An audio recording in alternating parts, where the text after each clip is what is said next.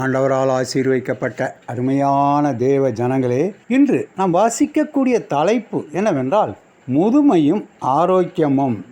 வாலிபரின் அலங்காரம் அவர்கள் பராக்கிரமம், முதிர் வயதானவர்களின் மகிமை அவர்கள் நடை. நீதிமொழிகள் 20வது அதிகாரம் 29வது வசனம். 60 வயது கடந்தவர்களைத்தான் நாம் முதியவர்கள் என்று சொல்கிறோம். முதலாவதாக, முதுமை ஏன் வருகின்றது? நம் உடலின் செல்கள் மற்றும் மூலக்கூறுகளில் பாதிப்பு ஏற்படுவதால் முதுமை உண்டாகின்றது. அதோடு கூட அதிக கவலை, மனைவி மற்றும் பிள்ளைகளின் இழப்பு, நண்பர்களின் இறப்பு, பணி ஓய்வு, வியாதிகள் இவைகள் விரைவாக முதுமை ஏற்படுவதற்கு காரணமாக அமைந்து விடுகின்றது. இன்றைய காலங்களில் முதியவர்களை நம் குடும்பங்களில் எவ்வாறு கவனித்துக் கொள்கின்றோம் என்பதை நாம் ஒவ்வொருவரும் சிந்தித்து பார்க்க வேண்டும். எத்தனை பேர் அவர்களை மரியாதையாக நடத்துகிறோம்? 3 வேளையும் நாம் அவர்களுக்கு உணவு கொடுக்கின்றோமா?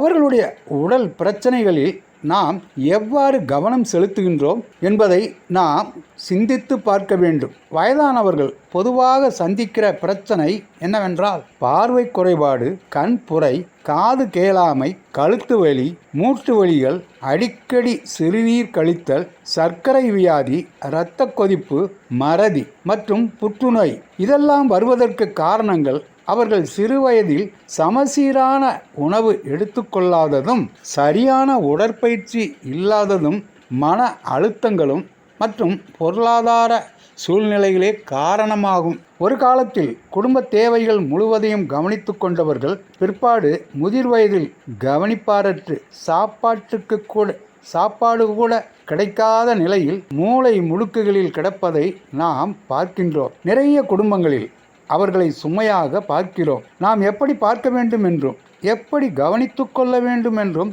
வேதாகமம் பதில் சொல்வதை நாம் பார்க்கலாமா?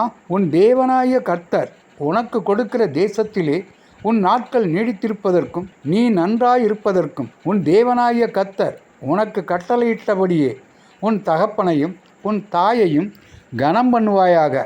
உபாகமம் 5வது அதிகாரம் 16வது வசனம். கிறிஸ்து இயேசு நம் எல்லாவற்றிற்கும் முன்மாதிரியாக வாழ்ந்து சென்றார். கிறிஸ்து தன்னுடைய 30வது வயது வரைக்கும் தன் தகப்பனுக்கும் தாய்க்கும் கீழ்ப்படிந்து வாழ்ந்து வந்தார். தன்னுடைய தகப்பன் செய்த தச்சு வேலையை தானும் செய்து தன் தகப்பனுக்கு உதவியாகவே இருந்தார். கிறிஸ்து தன் பெற்றோரை கனம் பண்ணுவதில் ஜாக்கிரதையாக இருந்தார். 5ஆம் பிரமாணத்தை கொடுத்த ஆண்டவர் 5ஆம் பிரமாணத்தின்படி வாழ்ந்து தன் சிலுவை மரண நேரத்தில் கூட மறக்காமல் தன்னுடைய முதிர் வயது தாயை பராமரிக்கும்படி தன்னுடைய சீசன் யோவானுக்கு கட்டளை கொடுத்தார். ஆண்டவரே, நாங்கள் காணும் எல்லா முதியவர்களுக்கும் கனம் செலுத்தவும் அவர்களை அக்கறையோடு விசாரிக்கவும் எங்களுக்கு உதவியருளும் என்று நாம் ஜெபிக்கலாமா? ஆண்டவர் தாமே நாம் அனைவரையும் ஆசீர்வதிப்பாராக. ஆமேன்.